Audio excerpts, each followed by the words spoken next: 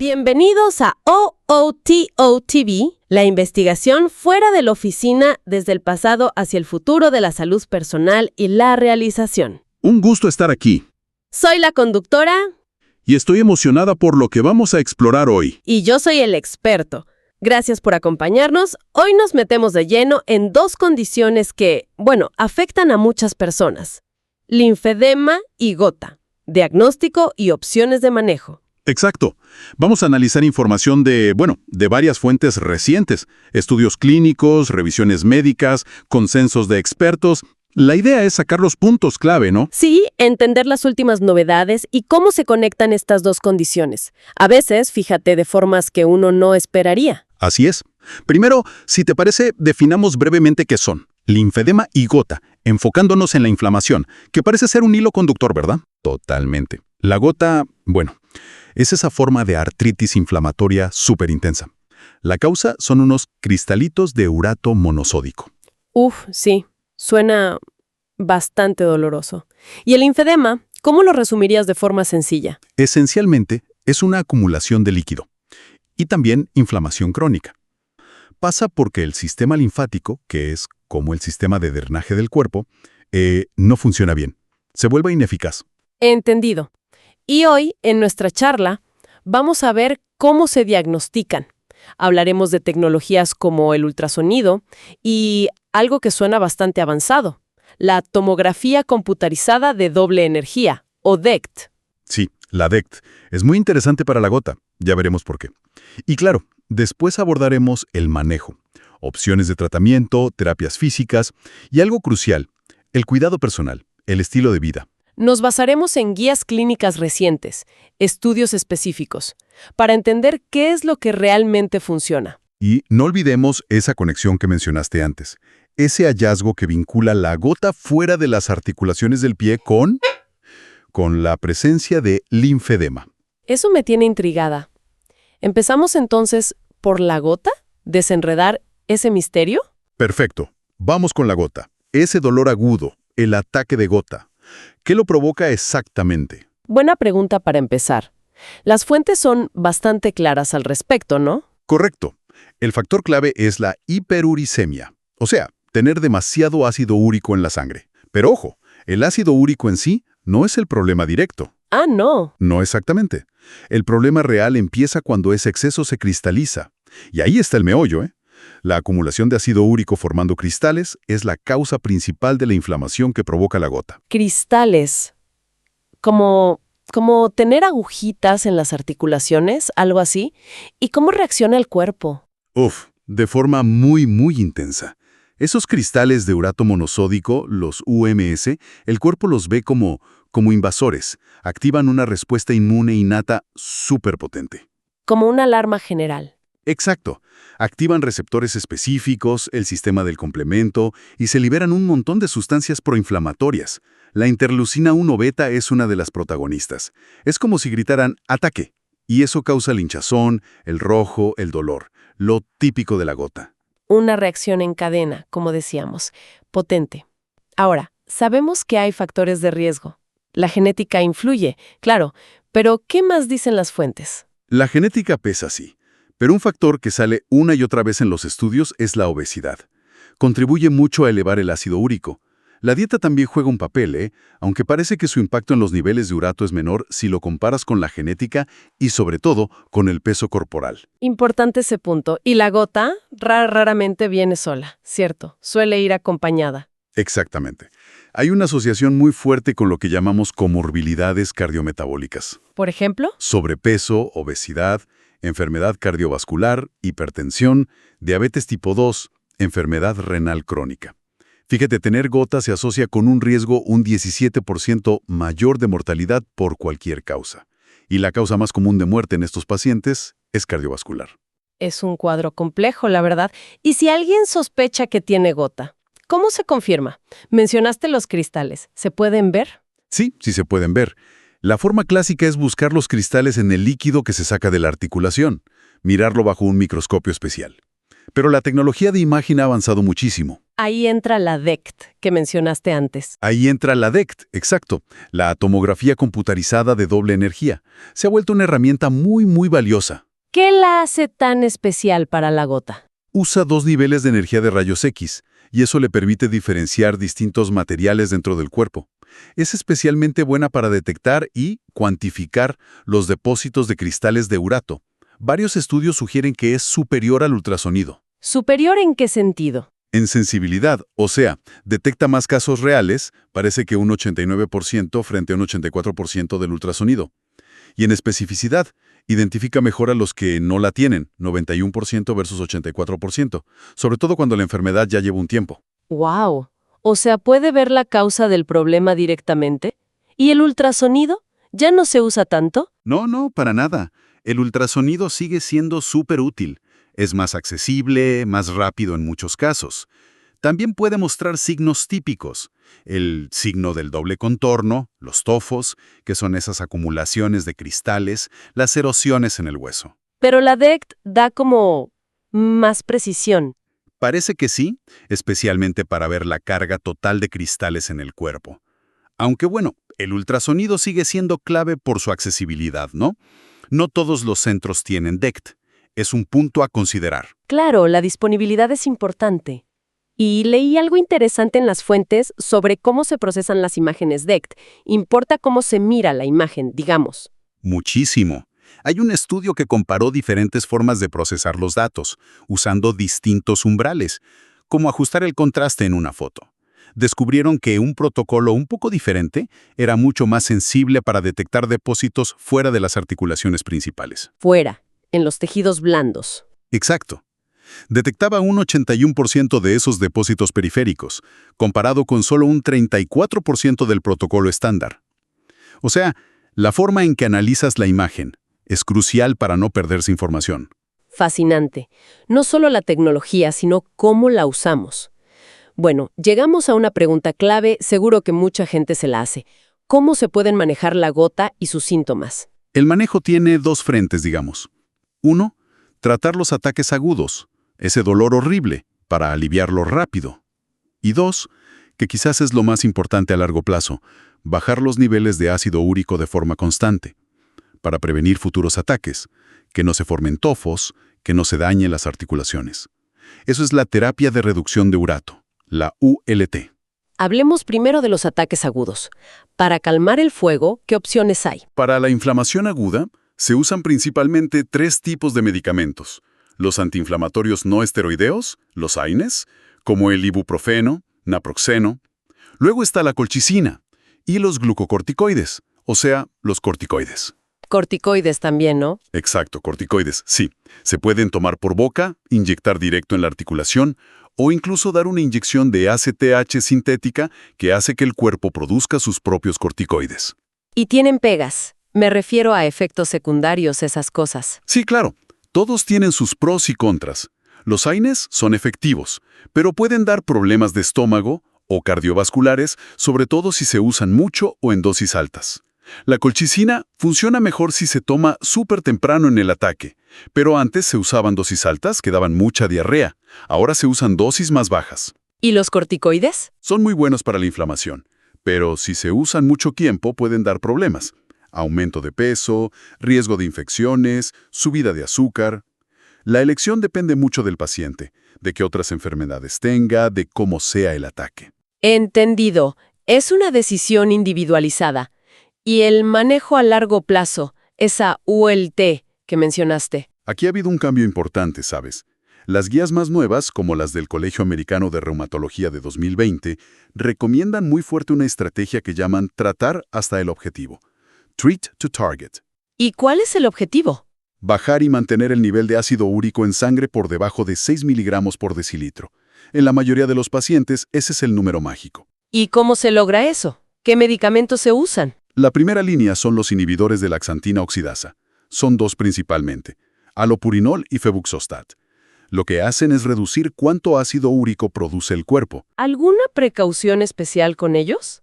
Sí, sobre todo con el allopurinol. Es súper importante empezar con dosis bajas, muy bajas, y luego ir subiendo poco a poco. ¿Por qué esa cautela? para reducir el riesgo de una reacción de hipersensibilidad grave. Es rara, pero puede pasar. Se llama AHS, síndrome de hipersensibilidad al alopurinol. Está más asociada a una variante genética, la HLA-B5801, que es más común en algunas poblaciones asiáticas y afroamericanas. Ah, o sea que a veces hasta se puede hacer un test genético antes. Exacto. En esas poblaciones se puede considerar. Es una medida de seguridad. Importante saberlo. Y recuerdo haber leído algo sobre el febuxostat. Riesgos cardíacos. Hubo controversia, ¿no? Sí, así es. Hubo un estudio grande, el CARES, que encontró más riesgo de muerte cardiovascular con febuxostat comparado con alopurinol. Pero ojo, solo en pacientes que ya tenían enfermedad cardiovascular previa. ¿Y qué pasó después? Bueno, eso llevó una advertencia de la FDA en Estados Unidos, pero luego otro estudio grande en Europa, el FAST, no encontró ese aumento de riesgo. Así que, hay debate. Las guías actuales dicen que hay que tener precaución con febuxostat si el paciente tiene historial cardiovascular. Parece que la elección del medicamento es, una conversación detallada entre médico y paciente, considerando todos estos factores. Totalmente. Y si estos de primera línea no funcionan o no se toleran, hay otras opciones. Están los uricosúricos, como el Probenecid, que ayudan al riñón a eliminar más ácido úrico. ¿Y para casos muy difíciles? Para casos muy severos que no responden a nada está la pegloticasa. Es una enzima que deshace el ácido úrico directamente, pero puede dar reacciones a la infusión, el cuerpo puede atacarla. A veces se usan inmunosupresores para evitar eso. ¿Qué abanico de opciones? Requiere un manejo experto. Ahora, una pregunta que seguro muchos tienen en mente. ¿Se puede manejar la gota y reducir la inflamación solo con dieta e hidratación? Es la pregunta del millón, ¿verdad? Y la respuesta, según lo que vemos en las fuentes y la práctica clínica, es que, aunque la dieta y el estilo de vida son súper importantes, la dieta por sí sola generalmente es insuficiente para manejar la hiperuricemia en pacientes con gota establecida. Aunque se haga una dieta muy estricta. Incluso así, modificar la dieta, bajarle a las carnes rojas, mariscos, alcohol, sobre todo cerveza, bebidas con mucha fructosa y mantener un peso saludable, claro que ayuda.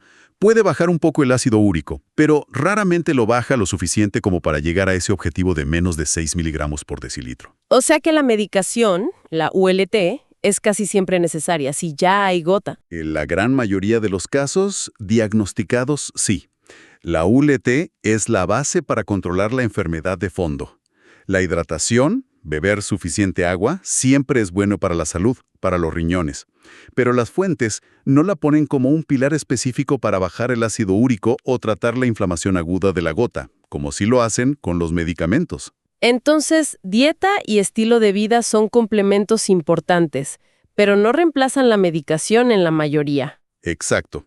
Son fundamentales como apoyo, pero la ULT suele ser indispensable para controlar la gota a largo plazo. Muy claro.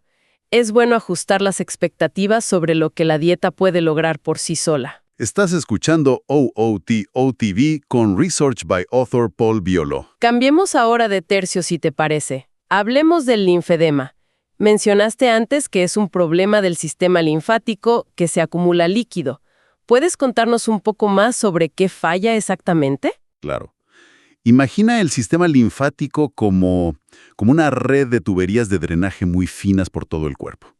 Su trabajo es recoger el exceso de líquido que se sale de los vasos sanguíneos a los tejidos, eso es la linfa, junto con proteínas, desechos, y devolverlo a la sangre. Y en el linfedema, ¿qué pasa con esas tuberías? Pues que esa red de drenaje se vuelve ineficaz o se daña. No puede recoger todo ese líquido y proteínas como debería. ¿Y qué consecuencia tiene eso? Que el líquido, que además es rico en proteínas, se empieza a acumular en el espacio entre las células.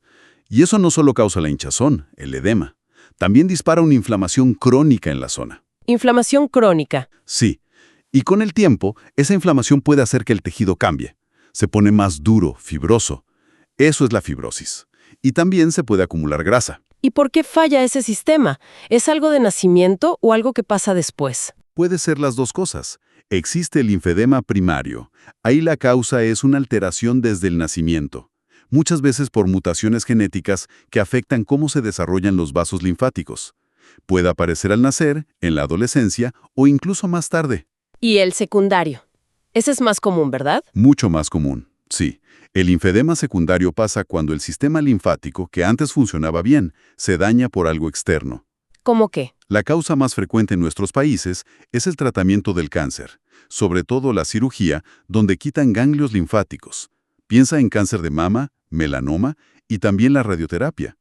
Otras causas son golpes fuertes, infecciones repetidas como la celulitis, que a veces es también una complicación del linfedema, un círculo vicioso. O en zonas tropicales, la filariasis, que es una infección por parásitos. Y mencionaste la obesidad antes. Sí, en la obesidad es un factor cada vez más reconocido, tanto como causa directa en algunos casos, como factor que empeora un linfedema ya existente. La obesidad otra vez. Esto los lleva a una afirmación que encontramos y que me llamó la atención. Your personal diet and behavior is the primary driver of the lymphedema. Es tan directo. Son la dieta y el comportamiento la causa principal. Esa es una afirmación, bueno, potente, y necesita matices importantes, según lo que vemos. A ver, para el linfedema primario, la causa es genética. Para el secundario, la causa inicial suele ser un daño directo. Cirugía, radio, infección. Pero entonces, ¿dónde entra el estilo de vida? Ahí está el punto clave. El estilo de vida, y sobre todo el peso corporal, juega un papel fundamental. La obesidad es un factor de riesgo muy importante para desarrollar linfedema secundario después de una cirugía, por ejemplo, y definitivamente empeora un linfedema que ya existe, sea primario o secundario. Controlar el peso es crucial. Entiendo. Quizás no la causa inicial siempre, pero sí un factor impulsor muy fuerte de que aparezca o empeore. Así sería más preciso. Exactamente. El comportamiento, la dieta, a través de su impacto en el peso y quizás en la inflamación general del cuerpo, tienen una influencia enorme en cómo evoluciona el linfedema. Así que aunque la afirmación inicial es un poco categórica, sí que subraya esa gran importancia del estilo de vida. Mencionaste inflamación crónica en el linfedema. ¿Se sabe qué moléculas están metidas en eso, como vimos con la IL-1 beta en la gota? Sí, se está investigando bastante. Se sabe que participan células inmunes como los linfocitos T, sobre todo un tipo llamado TH2, y los macrófagos. Y más recientemente se ha identificado una molécula, el leucotrieno B4, LTB4, como un jugador clave. Leucotrieno B4. ¿Qué hace? Parece que hace varias cosas. Atrae más células inmunes a la zona, promueve un tipo de inflamación específica, y lo que es peor, podría dañar directamente la función de las células que forman los propios vasos linfáticos, o sea, empeora el problema de drenaje. Un círculo vicioso. Inflamación que empeora el drenaje y mal drenaje que causa más inflamación. Complicado. ¿Y cómo se evalúa el linfedema en la consulta? ¿Cómo se diagnostica? El diagnóstico es principalmente clínico. Se basa en una buena historia. Preguntar por factores de riesgo, cirugías, infecciones, si hay familiares con lo mismo. Y luego un examen físico muy cuidadoso. ¿Qué se busca en el examen? La hinchazón, claro. Al principio puede ser blanda, deja marcas y aprietas, eso es edema con fobia. Pero en etapas más avanzadas, el tejido se pone duro, fibrótico, y ya no deja marca. También se mira la piel, si está seca, engrosada, a veces con aspecto como de verrugas o con pliegues muy marcados.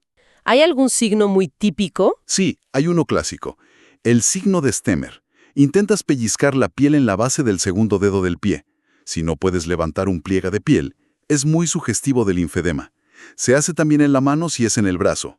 Y se mide la hinchazón. Sí, se miden las circunferencias del brazo o la pierna en varios puntos. Con eso se puede calcular el volumen y, sobre todo, ver si el tratamiento está funcionando. Y es fundamental preguntar cómo afecta a la persona. La movilidad, las actividades diarias, si hay dolor, cómo se siente, el impacto en la calidad de vida. Mencionaste etapas antes. ¿Cómo se clasifica? Se usa la clasificación de la Sociedad Internacional de Linfología, la ISL. Hay un estadio 0, que es como una fase latente. Ya hay daño linfático, quizás algún síntoma leve, pero no se ve hinchazón. Estadio 1. La hinchazón aparece, pero mejora si elevas la extremidad. Es reversible. ¿Y después? Estadio 2. La hinchazón ya no mejora solo con elevarla. Es persistente. Empieza a haber fibrosis, el tejido se endurece un poco. Y el estadio 3, que se llama elefantiasis linfostática. Hinchazón muy grande, tejido muy duro, cambios importantes en la piel, la extremidad pierde su forma normal. Es una condición que puede progresar mucho si no se maneja, lo que nos lleva a la siguiente pregunta clave. Ya que a menudo no hay cura definitiva, ¿cómo se puede manejar el linfedema? ¿Y qué hay de ese drenaje que mencionaste? El manejo es complejo. Requiere un enfoque integral y, sobre todo, constante. No es tomar una pastilla y ya. El tratamiento estándar se llama terapia descongestiva compleja o TDC, y tiene varios pilares que funcionan juntos. ¿Cuáles son esos pilares? Primero, y súper esencial, el cuidado de la piel. La piel con linfedema es delicada, se infecta fácil. La celulitis o erisipela son comunes y empeoran todo. Hay que limpiarla con cuidado, secarla muy bien, sobre todo los pliegues, y usar cremas hidratantes neutras, sin perfume, todos los días. Proteger la barrera cutánea. Segundo pilar. Supongo que ahí entra el drenaje. Exacto. El drenaje linfático manual DLM. Es una técnica de masaje muy suave, muy específica. La hacen terapeutas entrenados. Busca estimular los vasos linfáticos que todavía funcionan y cómo redirigir la linfa hacia zonas donde sí se pueda drenar. No es un masaje fuerte, ¿eh? Es superficial, tienes con el terapeuta. Tercer pilar, la compresión. Fundamental. Después de que se reduce la hinchazón con el DLM y otras cosas, la compresión ayuda a que no vuelva a acumularse el líquido. Al principio, se usan vendajes especiales de varias capas que estiran poco. ¿Y luego? Para el día a día, a largo plazo, se usan prendas de compresión. Medias, mangas, pueden ser a medida o estándar. Hay que tener cuidado con la compresión, puede ser demasiada. Claro, la presión tiene que ser la adecuada, y es vital chequear la circulación arterial antes de poner compresión fuerte, sobre todo en las piernas. Se mide algo llamado índice tobillo-brazo, para asegurarse de no cortar el flujo de sangre. Lógico. ¿Qué más incluye la TDC? Cuarto pilar, ejercicio y movimiento. Hacer ejercicios específicos con la compresión puesta ayuda a que los músculos bombeen la linfa. Mantenerse activo, dentro de lo posible, es clave. Y el quinto pilar, volviendo a lo que hablábamos, manejo del peso y nutrición. Mantener un peso saludable es vital. Y por último, pero no menos importante, apoyo psicosocial. El linfedema afecta mucho la imagen, la autoestima. Necesita apoyo. Es realmente un tratamiento completo, que abarca muchas áreas y necesita mucha constancia del paciente. Ahora, volviendo a la pregunta específica, ¿cuáles son los elementos clave para el drenaje del linfedema mediante dieta, hidratación y masaje? Bueno, de esos tres elementos, el masaje, el DLM o el SLD, es el que actúa directamente sobre el movimiento físico de la linfa. Es el que drena, por así decirlo. La dieta y la hidratación son importantísimas, pero su efecto es más indirecto o general. ¿Cómo así? Como dijimos, la dieta es clave para manejar el peso. Y la obesidad es un obstáculo para el drenaje linfático. Una buena hidratación es esencial para que todo el cuerpo funcione bien, incluido el sistema linfático. De hecho, las fuentes refuerzan esto. Your diet, hydration and exercise drives lymphatic system and health. O sea, la combinación de dieta, hidratación y ejercicio impulsa el sistema linfático y la salud en general. Entiendo. No drenan como el masaje, pero crean las condiciones para que el sistema funcione mejor y para manejar la condición globalmente. Exactamente. Y fíjate que también se menciona thoughtful management of diet, hydration with whole foods and clean water is key to managing lymphedema and avoiding gout. Sugiere que comer bien, alimentos integrales, beber agua limpia, es clave no solo para el linfedema, sino para evitar complicaciones o quizás otras condiciones asociadas, como podría ser la gota en algunos casos. Muy interesante esa conexión también es del manejo. Hay otras terapias. Sí, se usa a veces la compresión neumática intermitente. Son como unas botas o mandas que se inflan y desinflan por ciclos, pero tiene sus indicaciones y precauciones, no es para todo el mundo. Y suplementos. Se menciona algo prometedor. Se está investigando. Una de las fuentes menciona un suplemento llamado GAR Live. Tiene varios componentes: hidroxitirosol, que viene de la oliva y parece ser antiinflamatorio, y reducir SLTB4 que mencionamos. Esperidina, espermidina, vitamina A. Mostró resultados buenos en animales con linfedema. Pero en humanos. Todavía falta mucha investigación en humanos para saber si realmente funciona y es seguro. Es un área en desarrollo. Entendido. Un campo abierto. Ahora, volvamos a esa conexión que nos dejó pensando al principio.